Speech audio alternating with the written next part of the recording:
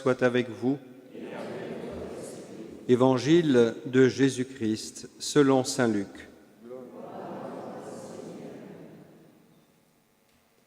En ces jours-là, Jésus s'en alla dans la montagne pour prier, et il passa toute la nuit à prier Dieu.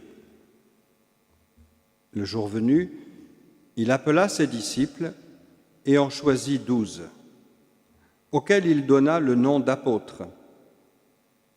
Simon, auquel il donna le nom de Pierre, André, son frère, Jacques, Jean, Philippe, Barthélemy, Matthieu, Thomas, Jacques, fils d'Alphée, Simon, appelé le Zélote, Jude, fils de Jacques, et Judas Iscariote, qui devint un traître.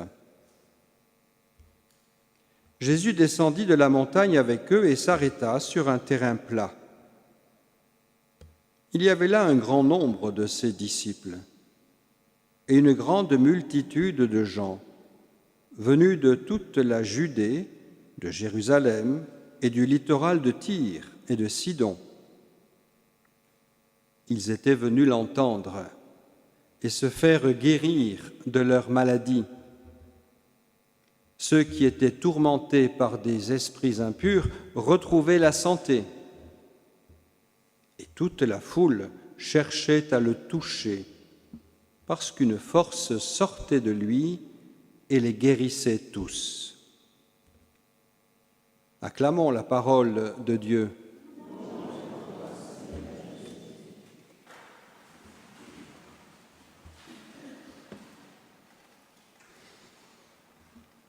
Ils en ont eu de la chance, les chrétiens de Colosse, d'entendre les paroles que Paul leur adressait.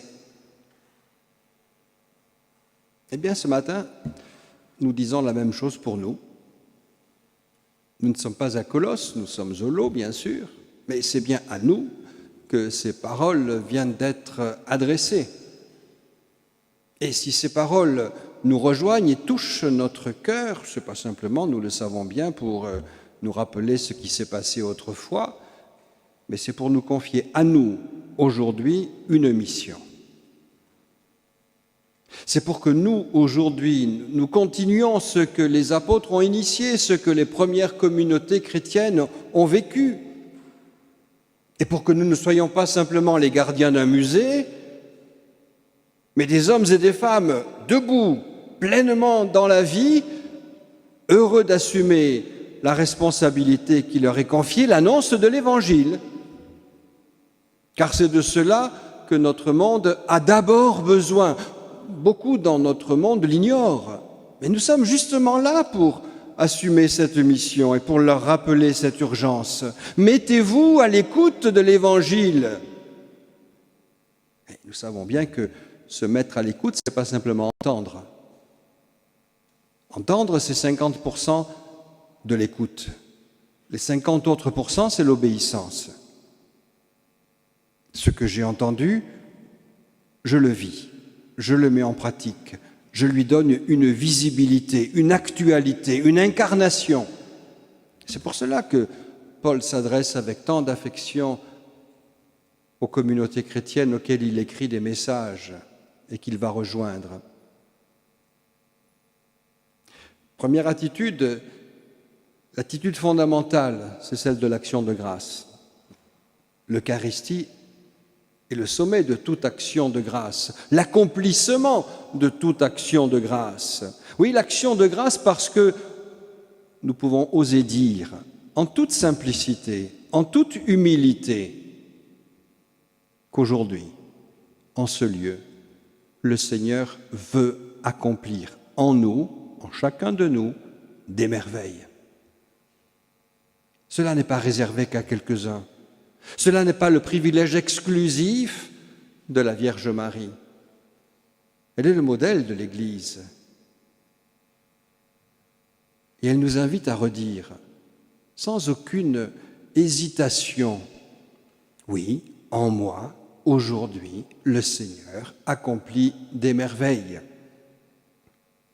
Et c'est pour cela que le psalmiste nous invitait à bénir le nom du Seigneur, toujours et à jamais. Nous nous lamentons souvent pour tout ce que le Seigneur devrait faire et ne fait pas. Vu de notre point de vue, évidemment. Est-ce que nous pensons à prendre du temps pour bénir le Seigneur pour tous ses bienfaits? Donc l'action de grâce pour cette œuvre que Dieu réalise, pour cet être nouveau que Dieu ne cesse de façonner, pour cette vie qu'il nous propose jour après jour, non pas comme la répétition d'hier ou d'avant-hier, mais pour donner une chance à la nouveauté de l'Évangile.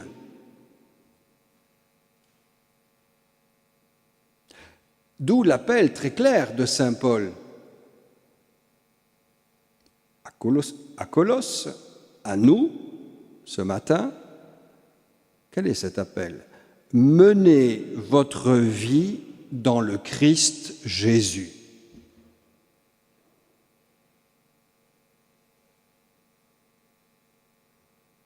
C'est cela la vie chrétienne. Mener notre vie dans le Christ Jésus. Et bien sûr, saint Paul ne nous conseille pas simplement cela, il va nous donner les petits moyens très concrets pour arriver à vivre cela. Le premier, c'est lui qui nous le dit.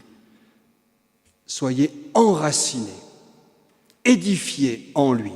Non pas une appartenance virtuelle, à temps partiel, mais enracinés, édifiés en lui. Deuxième conseil, demeurez ferme dans la foi. Prenons-nous le temps nécessaire pour nourrir notre foi, pour éduquer notre foi, pour faire en sorte que notre foi ne soit pas simplement la récitation de formules, mais une vie. Troisième conseil, soyez débordants d'actions de grâce.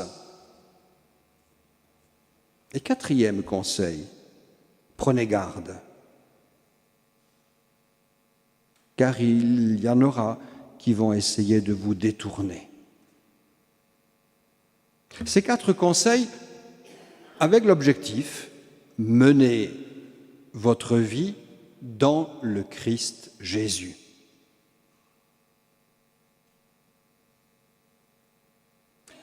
Ne considérons pas que ces conseils sont superflus et ne nous concernent pas. Ne regardons pas le voisin ou la voisine en lui disant « tu as entendu, hein, c'est pour toi ». Avant d'aller chercher d'autres pistes, vérifions que ces 4-là soient pleinement écoutés, accueillis, vécus dans notre propre vie. L'apôtre trace le chemin. Et il va nous accompagner sur le chemin, mais ce n'est pas lui qui va marcher à notre place.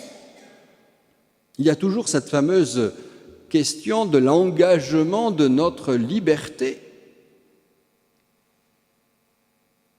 Nous savons ou nous croyons savoir ce que le Seigneur attend de nous, mais tant que nous restons statiques, immobiles, rien ne peut s'accomplir. Il faut que nous répondions à son appel. Oui, il nous choisit pour être avec lui, mais il nous choisit pour nous envoyer. Sommes-nous prêts à être envoyés? Non pas simplement auprès de ceux qui sont déjà convaincus, mais auprès de ceux et celles qui, en notre temps, meurent de ne pas savoir que Dieu les aime.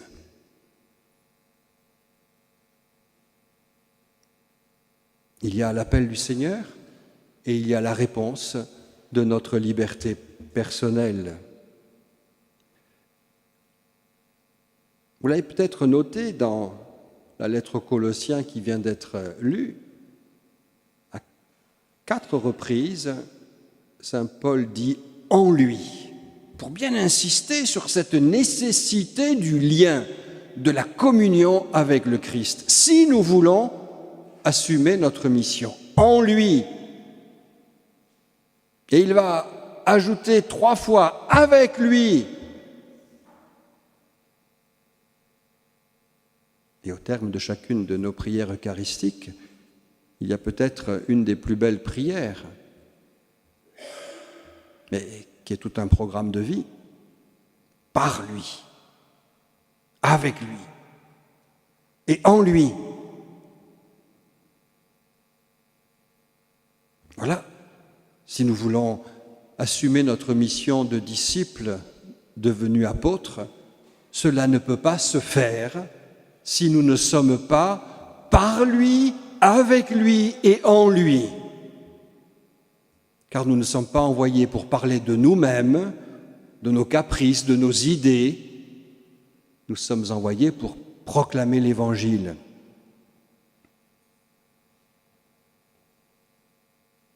Notons aussi que l'appel que Jésus adresse à ceux qu'il choisit,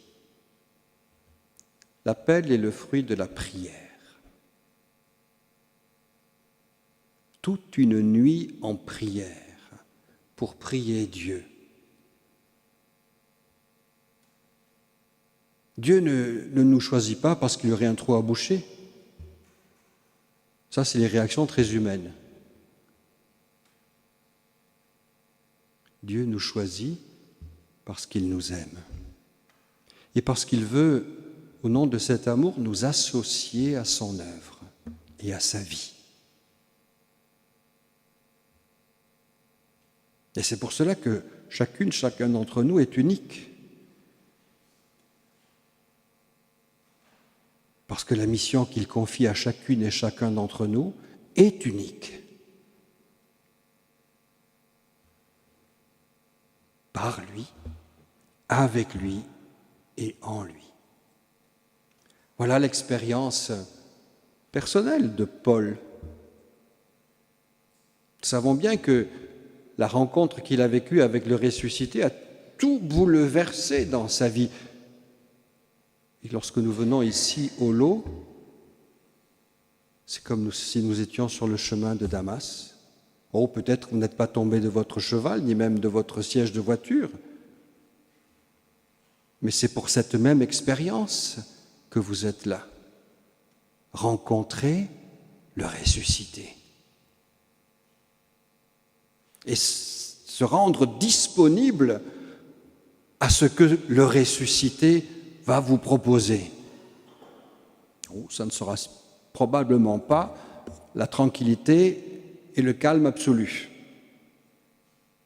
Paul va le constater dans le changement de sa propre vie.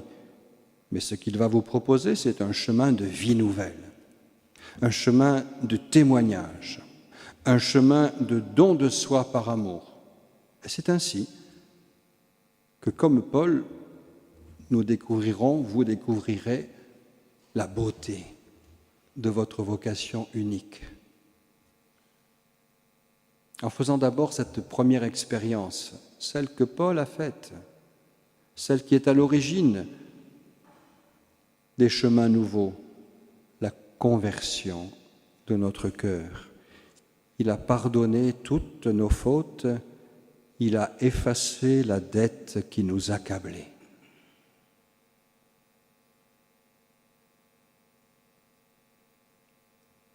Le Christ est venu donner sa vie pour combattre et anéantir le péché. Le Christ est venu parmi nous et a donné sa vie pour sauver le pécheur. À nous de ne pas confondre. À nous de ne pas identifier péché et pécheur. Oui, nous sommes pécheurs, mais des pécheurs pardonnés, des pécheurs déjà sauvés. D'où la nécessité de rester par lui, avec lui et en lui. Et Paul y va fort, vous étiez morts. Mais Dieu vous a donné la vie avec le Christ. C'est aussi la grâce de ce lieu. Nous venons à lui avec toutes nos morts et nos blessures. nous repartons non seulement contents, non seulement avec le désir de revenir, mais renouvelés, ressuscités, remis debout pour l'accomplissement de la mission. Oui, soyons dans l'action de grâce, parce qu'aujourd'hui, à la liste des 12 noms s'ajoute le nom de nous tous ici présents et de tous ceux qui sont en communion avec nous. C'est en posant son regard sur chacune et chacun de nous que Jésus dit ce matin, « Allez, viens, suis-moi. Vis avec moi. Prépare-toi à la mission. »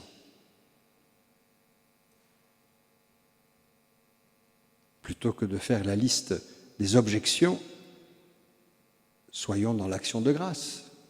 Peut-être que nous ne savons pas pourquoi Dieu nous choisit. Lui, il le sait. Laissons-nous faire. Comme les 12 se sont laissés faire. Et ça n'a pas été si facile pour eux. Il y en a même quelques-uns qui trahiront, qui renieront, qui fuiront. Quand je dis quelques-uns, c'est presque la totalité. Mais ce n'est pas pour cela que Dieu a cessé son projet d'amour à l'égard de chacun d'eux. Voilà la folie de l'amour de Dieu. Paul en est le premier témoin dans son expérience personnelle. Nous en sommes, nous aussi, témoins dans chacune de nos rencontres avec ce Dieu qui est toute tendresse et toute miséricorde. Avec le psalmiste, redisons « La bonté du Seigneur est pour tous, sa tendresse pour toutes ses œuvres. » C'est pour cela, Seigneur, qu'aujourd'hui, nous te bénissons. Amen.